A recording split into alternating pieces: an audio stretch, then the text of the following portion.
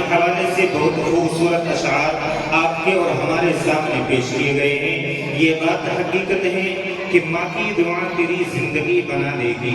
ماں کی دعا تیری زندگی بنا دے گی، خود روئے گی مگر تجھ کو ہنسا دے گی، کبھی بھول کر بھی ماں کو رلانا نہیں، تمہاری ایک غلطی عرش کو ہلا دے گی۔ اب آئیے حضرات، میں آپ کا زیادہ وقت نہیں لینا چاہوں گا، بس آپ کو یہ دیکھنا چاہتا ہوں کہ کتنے حضرات ہیں جو زندہ دلی کے ساتھ سننا چاہتے ہیں۔ تھوڑا سا آپ زندہ دلی کا ثبوت دیجیے تاکہ معلوم ہو جائے کہ آپ حضرات کے اندر ابھی عمودگی نہیں آئی ہے یا آپ سستی سے شکار نہیں ہوئے ہیں۔ اگر آپ سستی کا شکار ہو چکے ہیں تو تھوڑا سا ماحول بنا کر کے دکھائیے۔ اس سے قبل آپ کے سامنے 4 مصرے اور پیش کرنا چاہوں گا، لیکن میں یہ دیکھنا چاہتا ہوں کہ کتنے حضرات ہیں جو زندہ دلی کے ساتھ سننے والے ہیں۔ تھوڑا سا نعرہ لگا کر کے بتائیں تاکہ آپ کی سستی بھی دور ہو جائے اور آپ کی نیکیوں کے اندر بھی اضافہ ہو جائے۔ نعرہ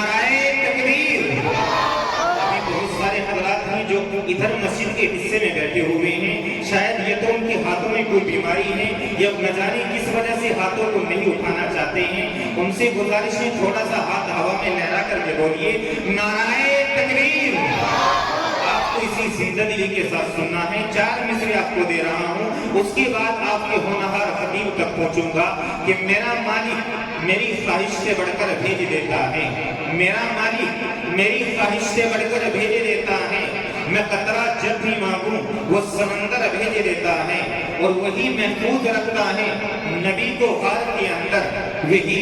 محفوظ رکھتا ہے نبی کو غار کے اندر، وہی مکڑیاں جاگے کبوتر بھیج دیتا ہے، اور وہ عبرت ناک کر دیتا ہے ظالم کی کہانی کو، وہ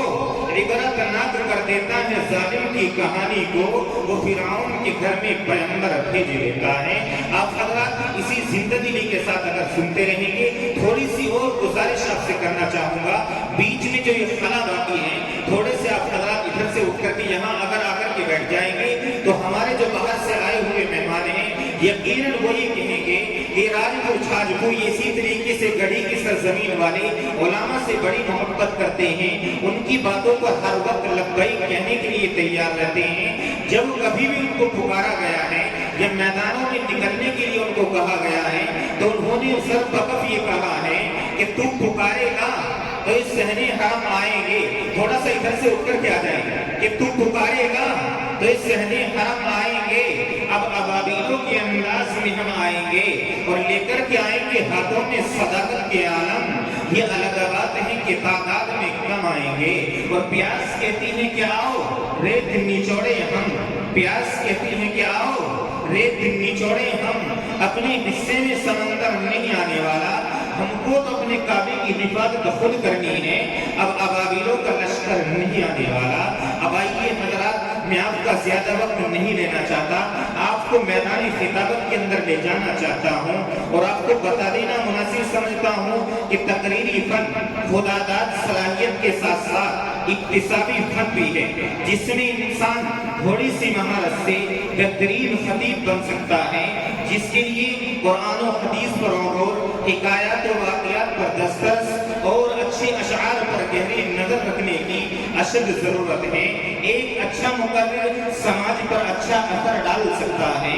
انقلابات کا رخ موڑ سکتا ہے، پختہ ذہنوں کو بدل سکتا ہے، سنگ دلوں کو پگھلا سکتا ہے، اور راہ سے بھٹکے ہوئے لوگوں کو صحیح سمت پلا سکتا ہے، اور بندگان خدا کو خدا سے ملا سکتا ہے۔ چنانچہ آج دنیا سیاست و اقتصادیات میں بھی ایک سے ایک بولنے والے موجود ہیں، سربراہان، لیڈران، حکمران موجود ہیں جو اپنی دھواں بھاشنوں کے ذریعے سے دلوں کو موہ لیتے ہیں اور کایا پلٹ کر کے رکھ دیتے ہیں، اور عوام و خاص کو اپنی دل کے آئینے میں اتار کر اپنا چہیتا اور گرویدہ بنا لیتے ہیں۔ جی ہاں، ایک ہونہار خطیب کو پیش کروں گا جن کا نام نامی اسم گرامی حضرت مولانا محمد الیاس صاحب کی شخصیت ہے۔ حضرت والا بہت جلد کرسی خطابت پر تشریف لا رہے ہیں۔ یہ بات اور ذہن کے اندر ڈال دوں کہ تقریری فن بے شمار مرضوں کا علاج ہے، ان گنت دردوں کی دوا ہے۔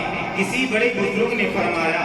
کہ دل کو دل بناؤ تو بات بنے، ورنہ دل تو جانوروں کے بھی ہوا کرتا ہے۔ اور مولانا ابوالکلام آزاد کا کہنا تھا کہ انسان کو اگر مخمل کا فرش میسر نہ ہو سکے تو زندگی انسان گزار سکتا ہے، زمین پر اگنے والی گھاس کو انسان بطور فرش استعمال کر سکتا ہے، اگر بجلی کی روشنی میسر نہ ہو سکے آسمان کی قندیلوں سے کام لیا جا سکتا ہے۔ اسی طریقے سے اگر پہلوں میں زندہ دل نہیں ہے تو اس کا بدل ملنا بھی مشکل ہے۔ تو ایسے ہی زندہ دل رکھنے والے ایک خطیب کو آپ کے سامنے پیش کر رہا ہوں، جن کی زیارت بھی آپ یہ کہیے کہ جن کی زیارت بھی عبادت ہے، جن کے فرمودات و ارشادات خیر و فلاح، برکت اور سعادت ہیں، اور جن کی آمد کے لیے ہم آنکھیں اور پلکیں ہی نہیں بلکہ دل کا فرش بچھائے ہوئے تھے۔ بلکہ میں تو یہ کہوں گا کہ لفظ کی شکل میں احساس لکھا جاتا ہے، لفظ کی شکل میں احساس لکھا جاتا ہے، یعنی گرمی کو پیاس لکھا جاتا ہے۔ اور میرے جذبات سے واقف ہے قلم میرا، بے وفا لکھوں تو آپ کا نام لکھا جاتا ہے۔ عزت مآب حضرت مولانا محمد الیاس صاحب سے گزارش، بہت ہی ادب کے ساتھ حضرت والا کرسی خطابت پر جلوہ فروز ہو کر اپنی قیمتی باتوں سے، قیمتی نصیحتوں سے ہم تمام سامعین کو نوازیں کہ قلب عالمانہ نگاہیں عارفانہ، قلب عالمانہ نگاہیں عارفانہ، دیکھو آ رہا ہے پھر نبی کا ایک دیوانہ، تعارف آپ کا کراؤں بھلا میں کیا، اجی واقف ہے آپ سے تو سارا زمانہ۔ بہت ہی ادب احترام کے ساتھ حضرت سے گزارش کروں گا کرسی خطابت پر جلوہ فروز ہو کر اپنی قیمتی باتوں سے ہم تمام سامعین کو نوازیں۔